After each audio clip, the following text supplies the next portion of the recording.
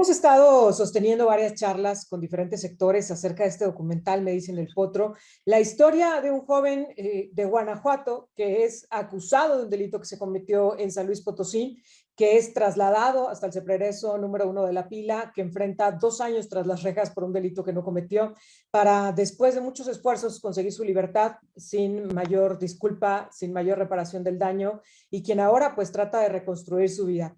Y para conocer precisamente su opinión, pero además, pues parte de los retos que se detectan dentro de este documental con respecto a la reinserción social de las personas que por una u otra razón terminan tras las rejas, yo les agradezco mucho a Luis Gerardo Ortuño, presidente de la Coparmex en San Luis Potosí, que platique con nosotros. ¿Cómo estás, Luis Gerardo? Muy buenas tardes, un gusto, Erika. Gracias por acceder a conversar con nosotros. También nos acompaña Carlos Mendizábal, presidente de la Canacintra en San Luis Potosí. Gracias, Carlos. Gracias a ti, Erika, y buenas tardes. Lo primero que quiero preguntar es, ¿qué impresión les deja después de ver este documental, después de conocer esta historia de cómo una persona en un día cotidiano puede ser detenido, acusado de un delito, terminar tras las rejas 2 años enfrentando pues las consecuencias de un delito que no cometió? ¿Qué impresión te deja, Luis Gerardo? Bueno, a mí la impresión que me deja es que hay una gran oportunidad que tienen las autoridades en materia de investigación y vamos, de derecho a los recursos, a los derechos humanos. Vamos, creo que ahí tienen una gran oportunidad en el tema de capacitación a su personal, en medir la efectividad de las detenciones que se hacen para que de alguna manera no se estén cometiendo estos errores que lastiman tanto a la sociedad y que de alguna manera ocasionan problemas psicológicos muy fuertes tanto a la persona como a toda la familia. Carlos, yo creo que una pregunta que nos hicimos todos después de ver este documental es, ¿y cuántos más habrá en esta misma condición, no? ¿Cuántas historias más de las que no nos enteramos porque no se hacen estos documentales de cada uno de sus casos? ¿A ti qué impresión te ha dejado? No, mira, a mí me deja varias impresiones y me quedo pensando en varios conceptos. Lo primero que te diría es que vivimos en una sociedad en donde hay poco conocimiento de todo el proceso legal y todo el proceso judicial. Y esto tiene que ver mucho con nuestra educación, nuestra forma de ser como sociedad, donde no educamos a la gente para que entienda cómo funcionan todos estos procesos. Me sorprendería mucho el agarrar a cualquier persona en la calle y preguntarle cuáles son las razones por las cuales puede ser arrestado y que me pudiera contestar, ¿no? Ese es un tema. El otro tema, obviamente, la falta total de investigación que tenemos y donde queremos entregar resultados, y lo hablo por parte del Ministerio Público, sin tener una investigación clara, con mucha pues, certidumbre, ¿verdad? Y por último, el miedo que todos tenemos a que el crimen está en las calles. Y ese miedo nos hace comportarnos de una manera a lo mejor muy dócil, a lo mejor con mucho cuidado, porque siempre tenemos el miedo de que nos van a matar, ¿verdad? O sea, para empezar tenemos la duda, ¿serán policías? ¿No serán policías? Y si son policías, ¿qué me van a hacer? Y si no son, pues ya también. Ahí nos platicaban en el video las dudas que tenía cuando lo iban trasladando a San Luis, donde decía, aquí me van a echar en el monte y aquí me van a balacear. Entonces, ese es un miedo constante que vivimos como sociedad, que nos afecta, la ignorancia también por otro lado, y finalmente la forma de comportarse de la policía ministerial. Ahora, justo en esta parte me quiero detener, en el tema de la policía investigadora, digamos como el primer eslabón. ¿Tenemos realmente la confianza en que existe una policía investigadora? Porque bien lo dices, Carlos, cuando hay tanta comisión de delitos todos los días en nuestro entorno de San Luis Potosí, pero también a nivel nacional, pues uno esperaría que realmente se haga un trabajo serio de investigación, muy profesional, que dé con los responsables, pero lo que estamos viendo es que mientras hay casos como este, donde tenemos inocentes tras las rejas, pues en consecuencia tenemos culpables que están en libertad, delincuentes que tienen la posibilidad de estar en impunidad porque no se han realizado las investigaciones pertinentes. ¿Qué efecto tiene esto socialmente, Luis Gerardo? Es decir, en la confianza que nosotros podemos tener en nuestras autoridades, pero también en el entorno seguro que, como dice Carlos, quisiéramos pensar que existe. Bueno, es muy grave, muy lamentable esto que puntualiza. La pregunta que me haces es, ¿confiamos en la autoridad? Híjole, el no tener a la autoridad bien identificada, al tener la personalidad de la autoridad fuera de personalidad, sin tener sus vehículos de alguna manera bien identificados, su personalidad bien identificada, pero sobre todo que el ejercicio de la función que van a llevar a cabo, el no presentar ni siquiera una orden de aprehensión, esto es muy delicado. Hoy por hoy, el que te detenga una patrulla con los vidrios oscuros, pues algo te dice, te da desconfianza. Más aún, este vehículo que vemos con poca identificación del vehículo o nula identificación de vehículo, lo único que vemos es ahí una placa, pero realmente la imagen que tienen las personas pues no dan una confianza. Incluso él narra, ¿no? En el documental, Alejandro Chávez, el Potro, narra que cuando llegan a identificarse a los policías, él duda porque incluso una placa está como desgastada y él dice, ¿serán realmente policías o me están levantando? Y durante todo el trayecto para traerlo a San Luis Potosí, incluso narra cómo lo invitan a comer y todo, y él decía, no, pues esto no es un procedimiento policial, ¿no? No acaba de creer que realmente se trate de elementos policíacos. Lo que tú decías, Carlos, como ciudadanos desconocemos los detalles de cómo tienen que ser estos procesos y entonces de pronto estamos hasta cierto punto en un estado como de indefensión ante lo que pueda estar sucediendo, pero te plantearía la misma pregunta. ¿Podemos hoy confiar en nuestras autoridades, en nuestras policías investigadoras? ¿Podemos realmente dar por hecho que existen o tendríamos que estar bajo un proceso de supervisión, de revisión que nos llevara a tener ahora sí policías confiables? Pues mira, Erika, yo sería muy franco diciéndote que definitivamente no confiamos en la policía. Y ese es un mal de toda la sociedad, porque el no confiar en la policía ya nos pone en una posición de una sociedad con problemas. Y definitivamente eso existe. O sea, aquí te para un policía y no sabes si te va a venir a pedir a poner una multa, si te va a venir a pedir una mordida, o si te va a venir a arrestar, o si son malos y te van a secuestrar. Entonces, el problema que tenemos es un problema de fondo, histórico, que ha pasado durante muchos años. Es muy difícil ahorita pensar en confiar en la policía. Algunas veces pienso yo que es más fácil confiar en un extraño que en un uniformado. Ahora, no quiero ser tampoco totalmente parcial en esto. Sé que hay buenos policías y sé que hay buenos ministeriales.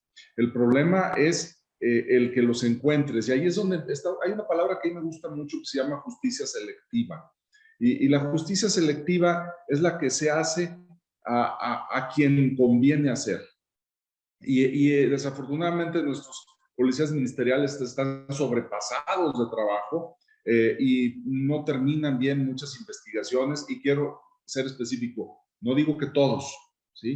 Porque hay gente que hace bien su trabajo. De hecho, yo tengo ejemplos en donde la investigación se ha hecho de una manera, pero para presumir a cualquier policía de Estados Unidos, porque tenemos los medios para hacer una investigación muy clara.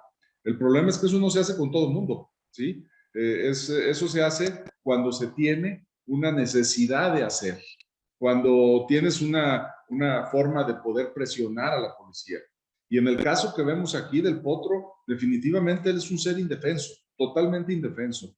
Ahí el sistema se lo va a llevar por los caminos que se lo llevó. Y si no es por Renace, no saldría, seguiría en la pila.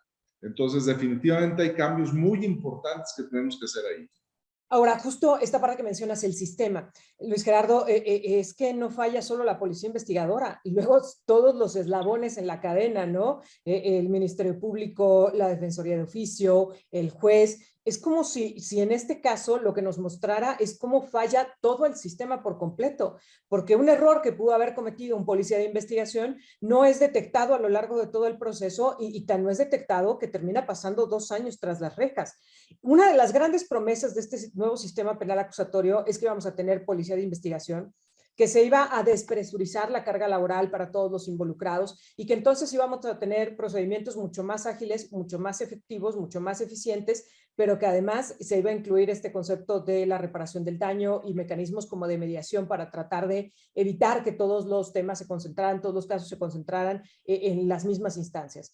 Ustedes como empresarios tienen como una visión mucho más amplia de este tema, porque no solo ven la parte legal, sino ven también la parte de los afectados, digamos, de como víctimas de muchos de sus agremiados que son objeto de la comisión de delitos, y ven también esta parte de la sensibilidad humana, de la búsqueda de una verdadera justicia.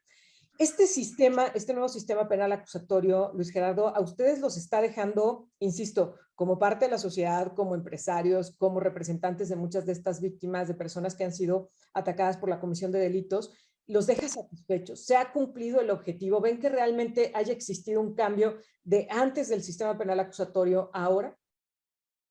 Mira, yo creo que no vemos o no percibimos mucho avance. La verdad, esa falta de coordinación entre las diferentes autoridades para llevar a cabo el proceso de investigación, el proceso de, vamos, a donde a una persona ya se le sentencia ahora sí que a pagar o pagar sus cuentas, no se ponen de acuerdo, los procesos son con mucho atraso, no hay acuerdos entre los ministerios públicos, entre las áreas de defensoría, y pues realmente esto se convierte en un calvario para poder ser juzgado.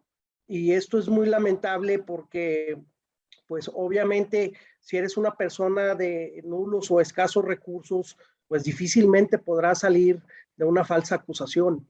Y qué bueno que Renace está trabajando y qué bueno que hay muchas personas dentro de la sociedad que se suman al proyecto de Renace y que pueden hacer posible que se haga justicia a todas estas gentes que no tienen los medios para poder acceder a ellos, porque la misma y propia autoridad que te da la Defensoría jamás llegan a acuerdos. Entonces, entre el Ministerio Público y la Defensoría atrasan las situaciones que se van por años, que además, déjame te digo otra cosa, esto le da un costo muy elevado al erario, porque, pues bueno, tienes que ver por ellos mientras estén guardados. Y Claro. las condiciones de readaptación realmente son reprobables. Hoy sale una nota en los medios en cómo está la sociedad en las penitenciarías, cómo están las condiciones en las penitenciarías. Bueno, pues yo creo que la gente, aún con el daño que llegan por ser personas que no cometieron ningún daño, psicológicamente deben de salir peor. Ahora, Carlos, te plantearía la misma pregunta. ¿Realmente ustedes ven un cambio? Porque además muchos empresarios cuando platicamos con ellos que han sido objetos de una comisión de un delito dicen, es que es una puerta giratoria, no entran y salen y esta reparación del daño que se prometía y esta mediación, pues tampoco la vemos con mucha claridad. ¿Ven realmente un cambio, una transformación de antes del sistema penal acusatorio y ahora con este sistema o todavía falta concretar esa implementación? Bueno, mira, Erika, el sistema penal acusatorio, el concepto es muy bueno. Yo creo que no es una mala idea. Tenemos un problema que de nuevo no está bien definido. Hay ciertos crímenes o catálogos de crímenes que no permiten el juicio en libertad. Y ese es el problema que tenemos. Por ejemplo, cuando los delincuentes de a de veras conocen este sistema, saben muy bien cómo entrar y salir de esta acusación. Lo conocen, no son ignorantes, pero desafortunadamente cualquier persona que llegue sin ninguna defensa, a lo mejor sin que pueda tener un familiar que esté preguntando por él, alguien que esté presionando, el sistema también puede ser muy complicado de que funcione. Entonces, hay penas o crímenes que no tienen la posibilidad de libertad mientras te juzgan, y por lo tanto, esos son los problemas para la gente indefensa. Porque los acusan de un crimen que no tienen manera de poder ellos rebatir, ¿sí? Entonces, ahí lo meten. Por ejemplo, al Potro, pues, no le habían dictado sentencia, 2 años, y se podría quedar 10 años sin dictar sentencia. Y cuando el juez ve todo el caso, posiblemente el juez diga, esto está mal, pero a lo mejor nunca sucede, se muere en la cárcel antes. Que pudo haber pasado, porque a él le tocó este motín impresionante en el Cepreso número 1 de la pila, y él lo cuenta en la historia, ¿no? Dice, pues ahí de suerte no me tocó, pero le pudo haber pasado, pudo haber muerto inocente tras las rejas sin haber sido juzgado. Ahora, otra parte me parece muy impactante de este documental, no solo es la historia de lo que vive en la cárcel, sino de cuando sale, ¿no? Y vemos estas condiciones tan difíciles para retomar su vida. Para empezar, cuando cuenta, cuando le dicen que ya está libre, y que pues él dice, de veras, ya estoy libre, o sea, en un primer momento como que ni acaba de entender qué es lo que está pasando, y luego se topa con esta situación donde dice, tengo 1,600 pesos para recuperar mi vida, ¿no? Es lo que traía en la bolsa, lo que tenía para enfrentarse, y me parece mucho, porque habrá muchos otros a los que sueltan y ni eso traen en la bolsa, ¿no? ¿Cómo tendría que ser este proceso de readaptación? No solo por parte del área gubernamental, sino también desde el sector empresarial, porque supongo que para ustedes no es sencillo reclutar a una persona que llega a tocar las puertas pidiendo un empleo y que les dice estuve 2 años en la cárcel, ¿no? ¿Cómo tendría que ser este proceso? Luis Gerardo. Bueno, yo pienso que al darte la libertad, y ahí disculpe que le vaya bien, debería de venir acompañado de un kit de rehabilitación psicológica, de una indemnización. Debería de venir acompañado, ¿sí?, de que esto se hiciera extensivo a su familia. Y no solamente eso, extender, no sé, un perdón público, un reconocimiento público donde pues fue un error de la autoridad el haber tenido detenida a esta persona, para que de alguna manera pudiera tener argumentos para poderse reincorporar a su etapa productiva. Hoy por hoy, lo que hacemos los empresarios normalmente cuando contratamos a alguien es, ¿qué has hecho tu último año, tus últimos 2 años? Y te dicen, estuve guardado, dices, híjole, ¿te la vas a jugar a contratar a esa persona? Realmente salen con muchas desventajas a poder llevar a cabo una labor pues para llevar el sustento a su casa, ¿no? Carlos, ¿tú qué opinas? Mira, Erika, hay programas en empresas manufactureras aquí en San Luis de contratar a este tipo de personas, y existen varias empresas que tengo en la mente que les dan la oportunidad de entrar a trabajar. No es una confianza al 100%, o sea, no los vas a poner en vigilancia, no los vas a poner a manejar dinero, no los vas a poner a ciertas cosas así, pero sí hay programas en la industria que permiten a estas personas reincorporarse, y de hecho hay convenios que se tienen con el gobierno estatal. Ahora, esto no te quita tampoco el que va a existir discriminación, definitivamente. Estos son empresas que son grandes, ya tienen políticas para esto, pero en general sí encuentro una problemática que va a haber para este tipo de gente. Ahora, hay otro tema también que aquí es importante mencionar, que fue declarado inocente. Entonces, una cosa es que puedas explicar, estuve 2 años en la cárcel, pero fui declarado inocente, y otra cosa es, estuve 2 años en la cárcel porque robé. Entonces, hay diferentes juicios que se pueden hacer ahí. En ninguno de los 2 casos yo estoy en contra que lo contrates, ¿eh? Ninguno de los 2 casos. Debería de tener su opción. ¿Por qué? Porque se supone que es un centro de readaptación en donde tú necesitas volverlo a ingresar, y obviamente tienes que darle un poquito de confianza, pero lo tienen obviamente cuesta arriba. Estoy de acuerdo, y debería de haber programas un poco más amplios para poder reintegrarnos.